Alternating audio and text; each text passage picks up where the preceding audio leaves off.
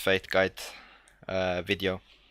So we're finally at part 3. I will make actually 4 parts I want to mention, and then I will make guides for specific matchups for those wondering on upcoming things that I will actually release on YouTube. This part will be about Twisted Fate builds, more specifically build paths, so let's get down to it. Build paths. My current build paths on Twisted Fate, patch 8.13. Small items discussion. So usually what you do is you build this as starting items.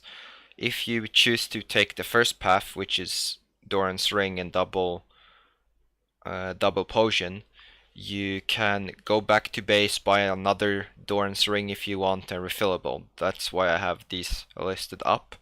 And you should always try to buy pink wards, which many of you probably have realized I suck at buying because I don't buy them very often.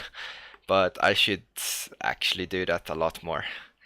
Then the other one is Dark Seal, and that's more on the second item. Is whenever you're running Inspiration and you have Time Warp Tonic to buy Corruption Potion as the starting item, you should complement it by buying Dark Seal to bolster the effects of the drink, and no, to bolster this effect of the drink, not the Time Warp's Tonic, because I'm hovering over the wrong icon. That's my bad.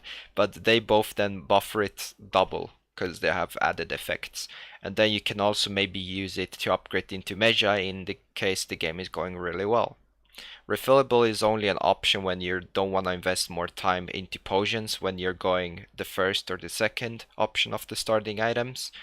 But if we're gonna be entirely honest, there aren't any kind of games I would go boot start now, because it was more of a season 7 and earlier season thing where you had movement speed coins and you bought boots to outmaneuver Zed and other champions. So it's not as viable as going Corrupt and Potion combined with Dark Seal to drink a lot and be healthy in lane, both mana and HP wise, and then later when you get Catalyst it's really hard to bully you out.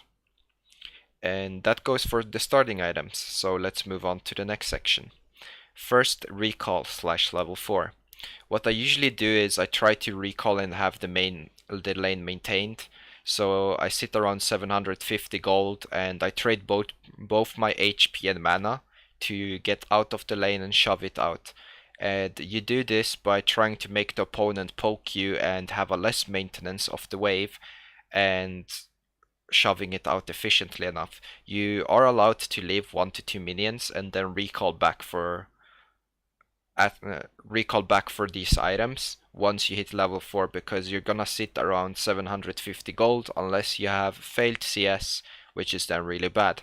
But in combination you will then usually sit on, from my most builds, you will sit on a Corruption Potion, Dark Seal and Ruby Crystal, and it will be really hard for them to poke you out. And you get mana from the Dark Seal, you get 100 HP from the Ruby Crystal, and then you get the bolstered drink effect, so it become really hard for them to poke you on. And if that's not even enough, you will get Catalyst later on. And if you manage to stay really healthy and have a good time laning, and you don't wanna do a early or cheese recall for these items, you should always prioritize to buy Catalyst at 1100 in case you stay for an even longer time next time and can buy a Rod of Ages instantly if the game is going really well.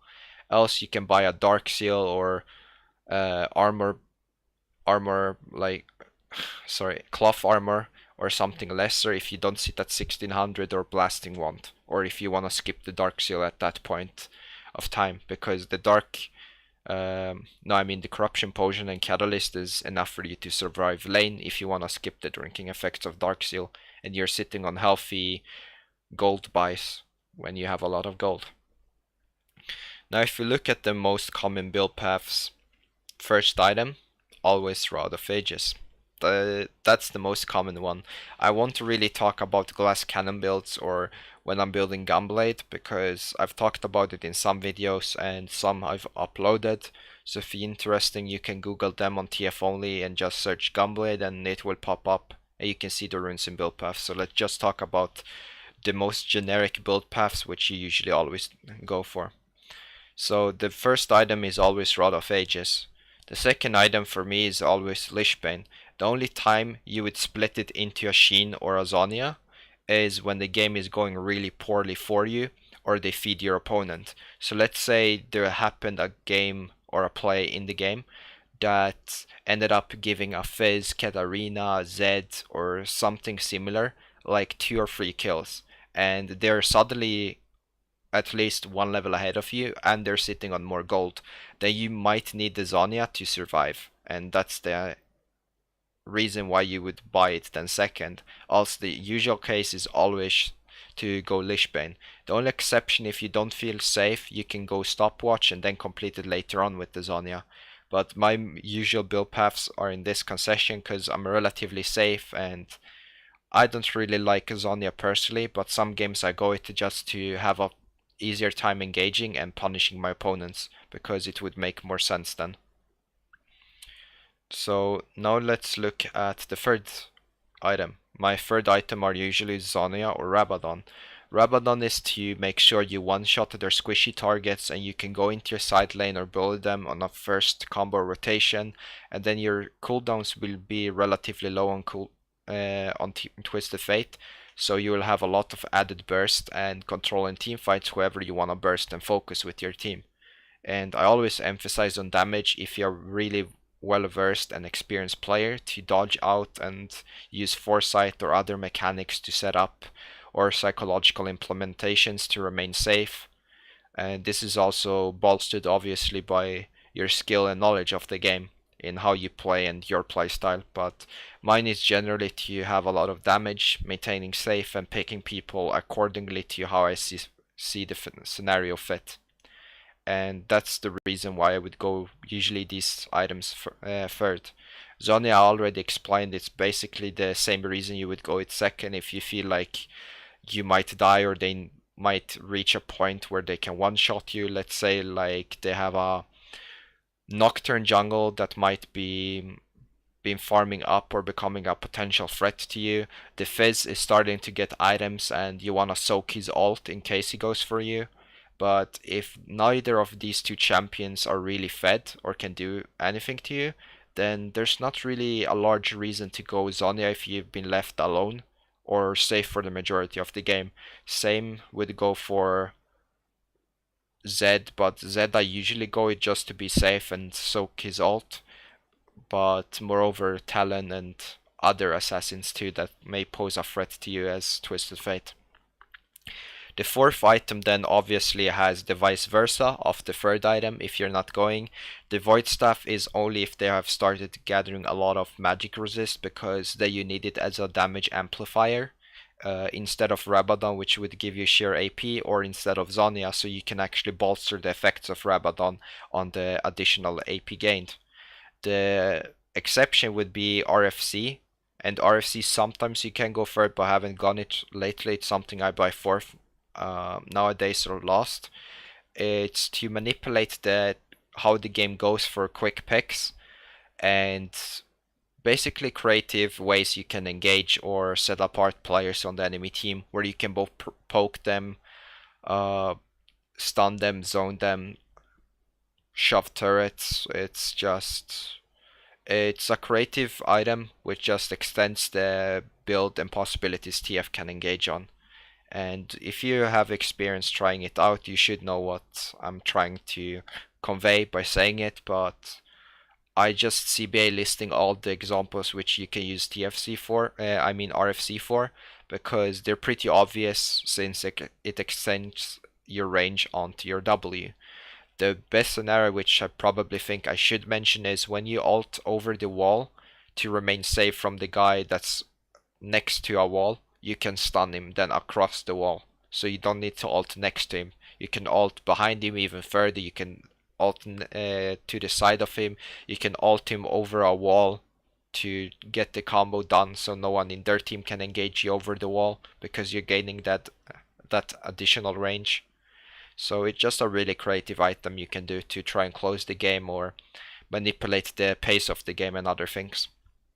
The final item then is obviously the ones that have been left out from the third and fourth choice, And then Luden's Echo is sometimes also the option, so you bolster your CDR to 30 or 40 depending if you go Ionian boots.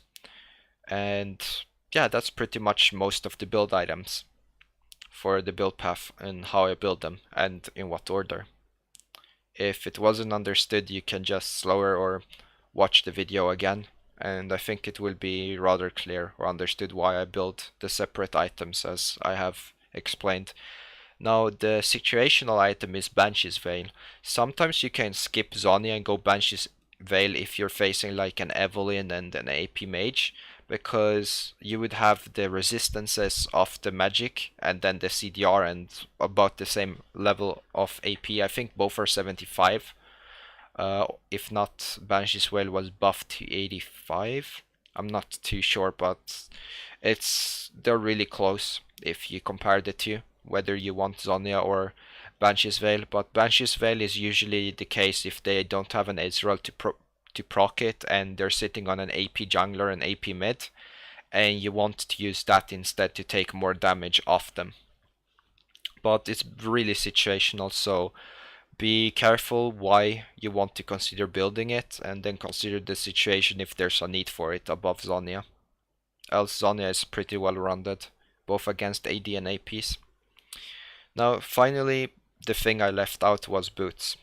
Boots should be pretty obvious, but to some you go the same boots, and I don't know whatever reason why you would do that to yourself. But either you have the normal boots when you're not running magical footwear, but I usually run magical footwear, so I gain them and then I wait until I get them. Depending on also how active I am, I usually get them earlier in the game.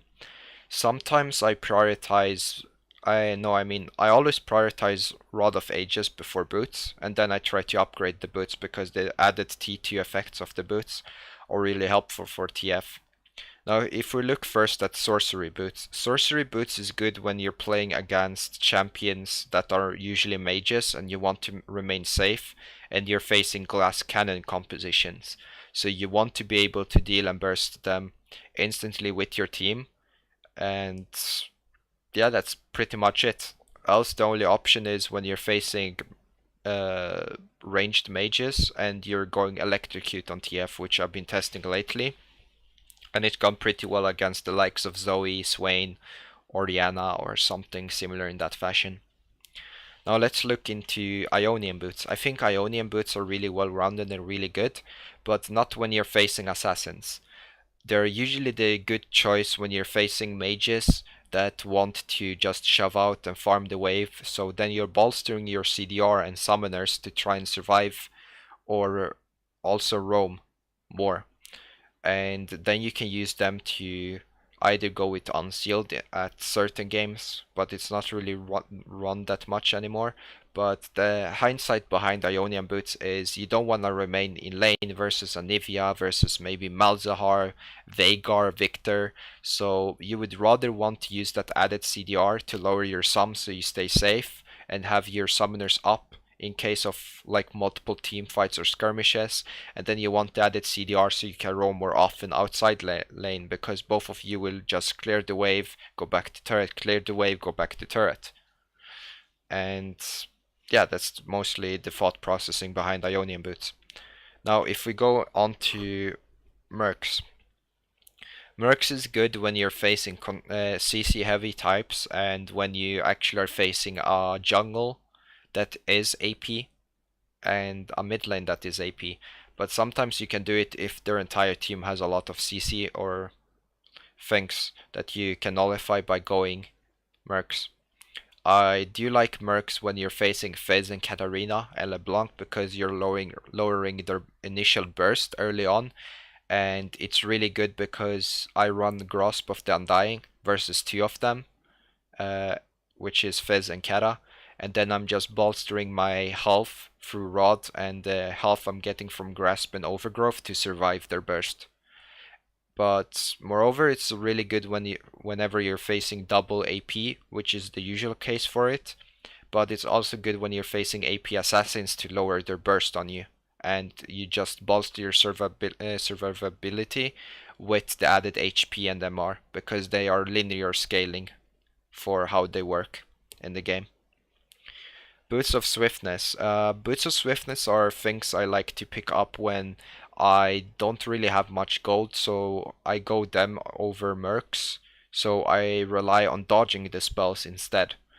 Sometimes also over Dionian boots, because they help you remain safe from the likes of maybe Wukong engaging on you, Pantheon engaging on you, kiting multiple melee champions, dodging a Nivea Q, remaining safe from Vel'Koz spells, Lux spells, helps you go in and out of team fights, helps you gain distance on people. So there are multiple choices why you would no, not choices, scenarios where you would benefit of going Boots of Swiftness, and then they're also cheaper.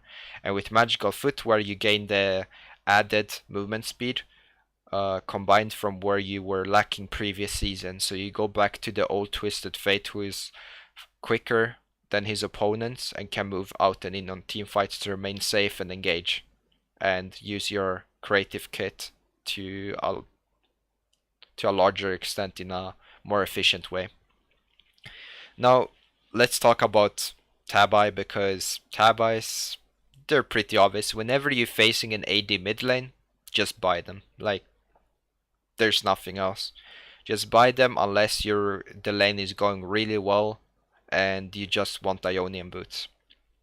But never go anything else. You don't need sorcery boots because most AD champions are squishy, and you're gonna beat them in tier 3 rotations while you're soaking up their burst by just going Tab Iron Rod. And then you get the added effects from Zonia too to help it go linear if you're facing a full AD composition. They're just really good and really sufficient, so whenever you're facing someone that deals AD damage, just buy Tabi. That's basically it about these boots. There's really nothing much more to say. And yeah, that concludes this video. I hope you guys enjoyed it. I actually thought it would be a lot quicker than it was, because there wasn't really too much to talk about the various builds I build now. They don't differentiate a lot nowadays, which for some might be boring that TF builds the same items, but then again, TF is not about the builds you go, it's more about how you use your kit and how you play the champion. So I hope you enjoyed the video and got my point across on my build path. And if you have any questions, I will always answer them on the comment section or when I stream live at TF Only West. You can like and subscribe to my videos, and I'll keep the guides and more gameplay coming on. So thank you guys for watching, and I'll see you on the next video.